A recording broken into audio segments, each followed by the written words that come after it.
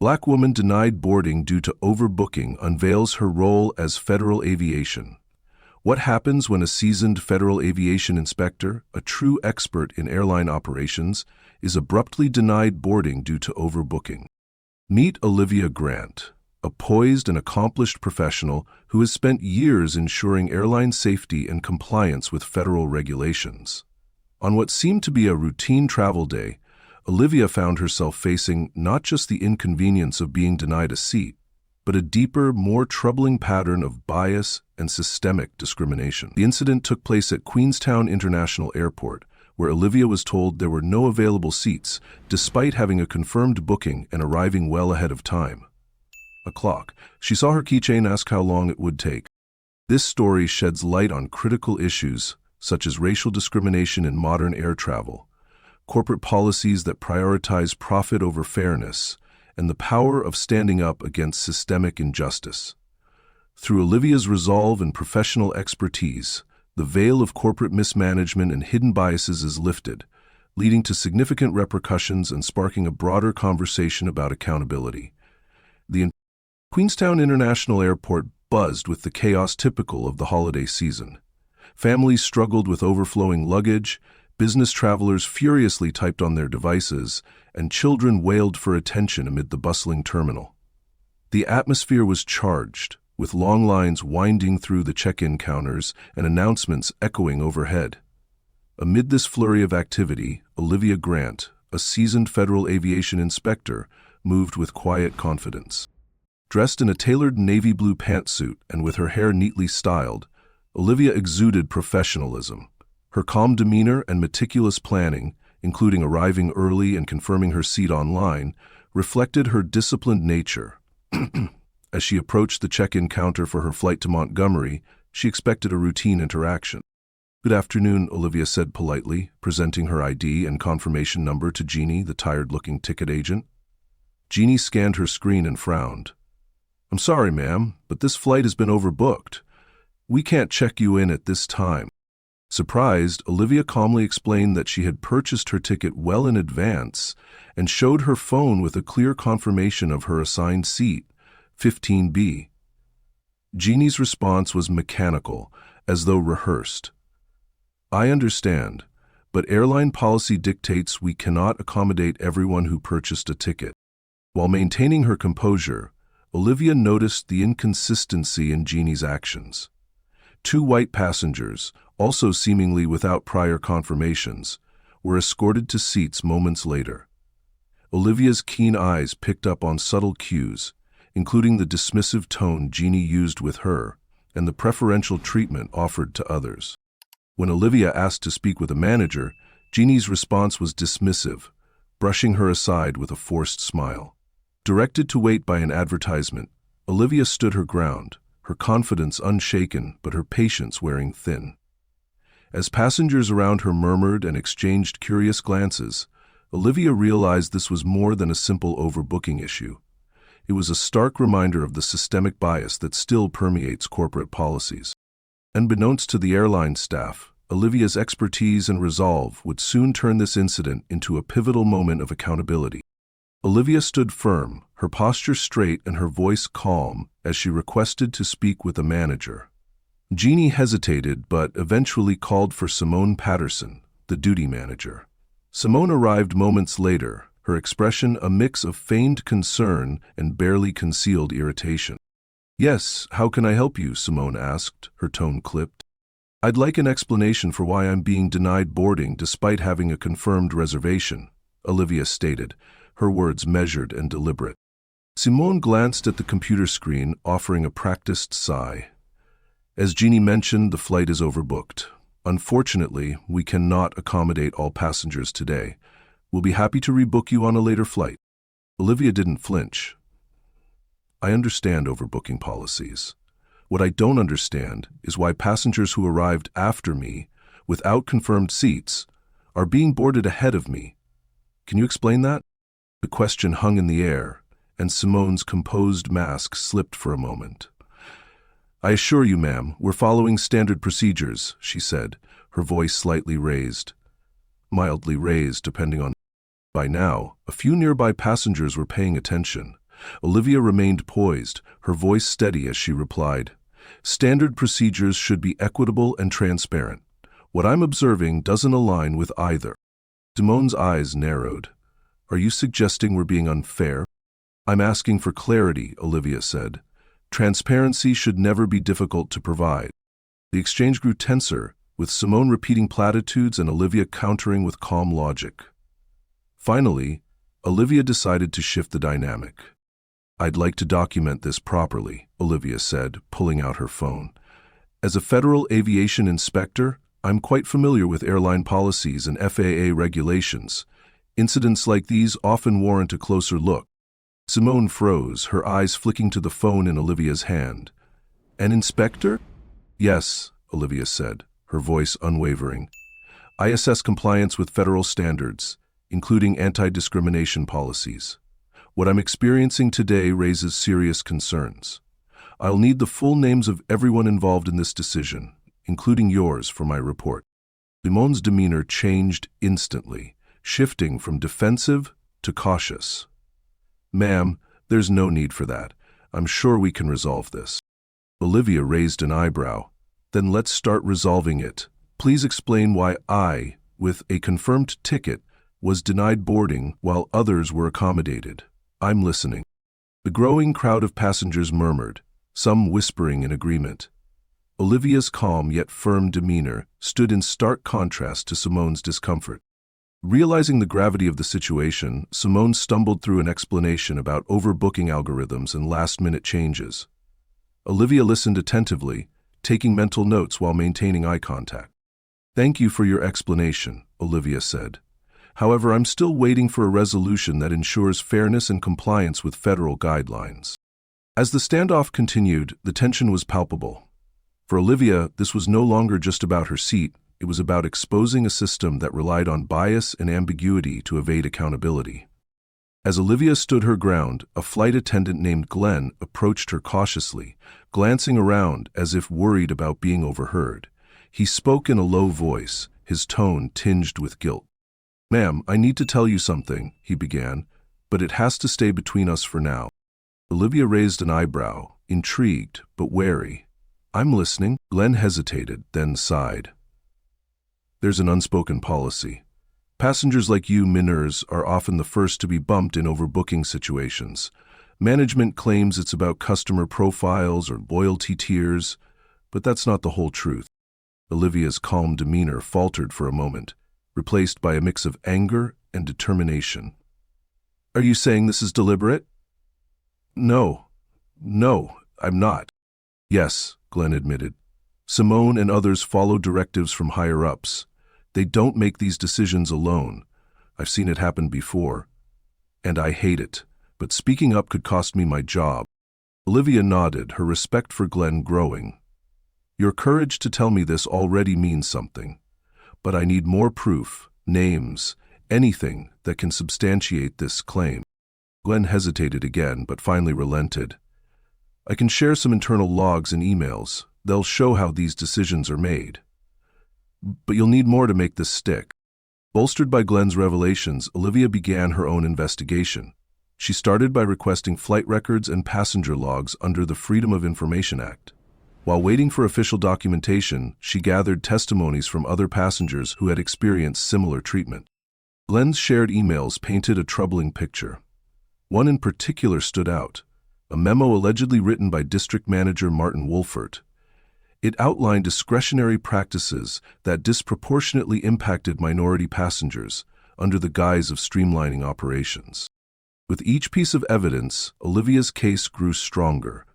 She meticulously documented everything, screenshots of emails, Glenn's testimony, and notes from her interactions with Simone and Jeannie. "I'll need to escalate this," Olivia told Glenn one evening over a secure call. "This isn't just a local issue, it's systemic, and it has to stop." The tide turned when a bystander's video of Olivia's confrontation with Simone and Jeannie went viral. The footage showed Olivia calmly but firmly questioning the blatant inequities, while Simone visibly struggled to maintain control. The video, shared across social media platforms, sparked immediate outrage. "Is this what air travel looks like in 2024?" one tweet read. Denying people seats because of their skin color? Unacceptable. News outlets picked up the story, amplifying the conversation. Activists and public figures joined the outcry, demanding accountability from the airline. Hashtags like "Fly Fair" and "Racial Bias in Aviation" trended globally. Under mounting pressure, the airline issued a carefully worded statement denying systemic discrimination but promising an internal investigation. However, their attempt at damage control backfired when more employees, inspired by Glenn's courage, came forward with similar stories of bias. Eventually, the airline's CEO announced that both Simone and Jeannie had been dismissed. "We take these allegations seriously," the statement read. "We are committed to ensuring all passengers are treated with fairness and respect." Olivia, while pleased with the immediate outcomes, knew the fight wasn't over. The airline's actions were a step in the right direction, but systemic change required more than firing a few individuals. During a press conference, Olivia addressed the public. "This isn't just about one incident or one airline. It's about challenging the systems that allow discrimination to persist, unchecked and unchallenged. We deserve better, not just as passengers, but as people." Her words resonated, sparking national conversations about equity and corporate policies. Advocacy groups called for stricter federal oversight of airline practices, and lawmakers proposed new regulations aimed at preventing racial bias in the industry. Through her persistence, Olivia not only exposed a troubling reality, but also inspired others to stand against injustice, proving that change is possible when people refuse to stay silent. The situation escalated quickly once Olivia filed an official complaint with the Federal Aviation Administration, FAA. Her documentation was comprehensive: internal emails, flight logs, and passenger testimonies that exposed systemic bias. The FAA, under public and political pressure, launched a full-scale investigation into Atlantic Skies practices. Federal hearings were scheduled, and key executives, including District Manager Martin Wolford, were subpoenaed to testify. The media dubbed it the Atlantic Skies discrimination scandal, and public interest surged as details about the airline's discriminatory policies came to light. As the hearings progressed, it became evident that the FAA was determined to hold the airline accountable. The agency's investigators uncovered additional evidence corroborating Olivia's claims, making it impossible for Atlantic Skies to dismiss the allegations as isolated incidents.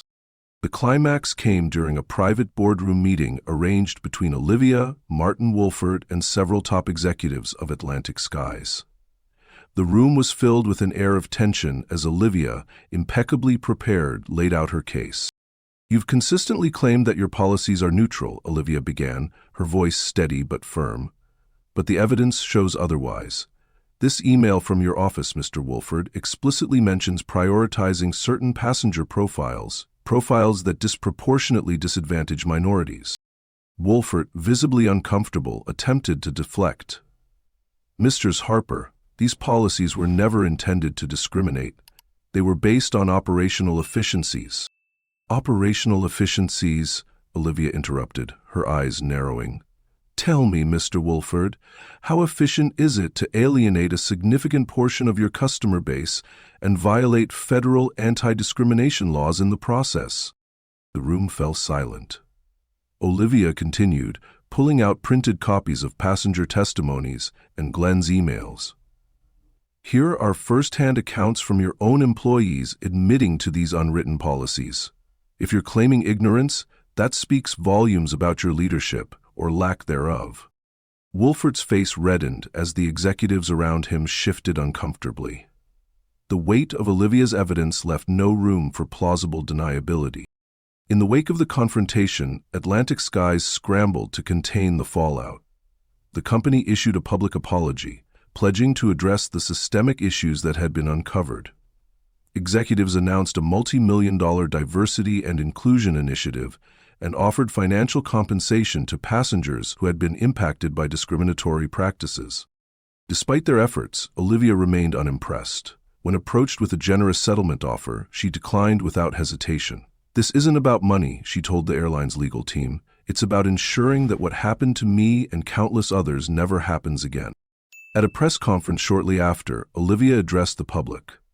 Atlantic Skies has made promises of reform, but we've seen this playbook before. Cosmetic changes that don't address the root of the problem. I'm calling for independent oversight, mandatory anti-discrimination training, and federal regulations to ensure accountability across the entire aviation industry. Her stance resonated with advocacy groups and lawmakers, who began drafting proposals for stricter oversight of airline practices. Meanwhile, Martin Wolfert was quietly removed from his position, and the airline announced the creation of a new executive role focused on equity and inclusion. While Atlantic Skies worked to repair its tarnished reputation, Olivia's fight inspired a broader movement. Passengers across the country began sharing their own experiences with discrimination, leading to a wave of public pressure on other airlines to reevaluate their policies. Olivia's resolve and refusal to settle for superficial solutions transformed her from a victim of injustice into a symbol of resilience and advocacy. Through her efforts, she not only held a major corporation accountable, but also sparked a nationwide conversation about systemic bias and the power of standing up against it. In the end, Olivia's confrontation with Atlantic Skies became more than just a personal victory. It was a turning point in the fight for equality in the aviation industry. The fallout from the investigation reshaped Atlantic Skies from the top down. Several high-ranking executives, including Martin Wolfert, were dismissed or resigned under pressure. A new leadership team, chosen for its commitment to diversity and ethical practices, was appointed to rebuild the company's integrity. Under FAA supervision, the airline implemented sweeping reforms. Mandatory anti-discrimination training was introduced for all employees, from ticket agents to executives. Atlantic Skies also established a passenger advocacy board, including independent watchdogs, to ensure fair treatment for all travelers. Additionally, the company pledged to overhaul its booking policies, prioritizing transparency and equity. These changes sent ripples through the aviation industry. Competing airlines, wary of similar scrutiny, began reviewing their own practices. Industry-wide, companies launched diversity and inclusion initiatives, fearing public backlash if they failed to address long-standing systemic issues. The FAA itself issued new guidelines requiring airlines to document and justify overbooking practices, monitor passenger complaints for patterns of bias, and report on corrective measures. Olivia Harper's case became a pivotal moment, marking a turning point in how airlines were held accountable. For Olivia, the journey had been grueling but deeply rewarding. Her composure, professionalism, and refusal to accept injustice proved instrumental in driving change. Despite facing skepticism and resistance, she maintained her resolve, transforming her personal ordeal into a platform for advocacy. "It wasn't just about me," Olivia later reflected during a televised interview. "This fight was for every passenger who's been overlooked, dismissed, or mistreated simply because of who they are. It's about holding powerful institutions accountable and reminding them that everyone deserves dignity and respect."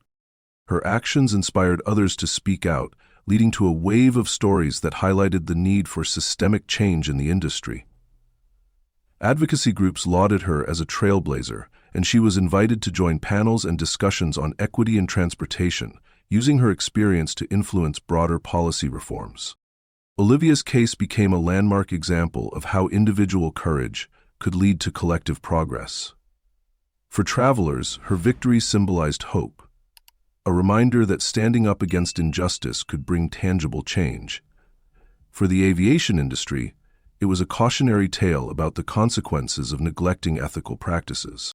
By holding Atlantic Skies accountable and championing systemic reform, Olivia left an indelible mark. Her perseverance ensured that the skies would not only be safer, but also fairer for generations of travelers to come. Olivia Harper's courageous stand at Queenstown International Airport serves as a powerful reminder that even one person's determination can ignite systemic change. Her actions underscored the importance of holding institutions accountable, challenging deep-seated biases, and demanding fairness for all. The ripples of her fight extended far beyond the aviation industry, prompting discussions about equity, corporate responsibility, and the resilience needed to confront injustice. Olivia's journey revealed uncomfortable truths about the systems that many of us navigate daily. Her perseverance shone a light on the hidden policies and practices that perpetuate inequality, inspiring others to question, speak out, and refuse to accept the status quo. Through her efforts, she proved that silence only sustains the problem, and action, no matter how daunting, is the first step toward meaningful change. As viewers reflect on Olivia's story, they are encouraged to take her fight as their own. Share your experiences, support those who face discrimination, and advocate for systemic reforms in industries prone to bias. Collective voices have the power to challenge even the most entrenched injustices. This isn't just about policy, it's about people, ensuring that no traveler, worker, or individual ever feels less than because of their race, gender, or background. Stand up, speak out, and push for accountability in your community and beyond. Olivia's words resonate as a timeless call to action. No one is above the law, and no one deserves to be left behind. Let her story remind us that change begins with each of us, and together we can create a more just and equitable world.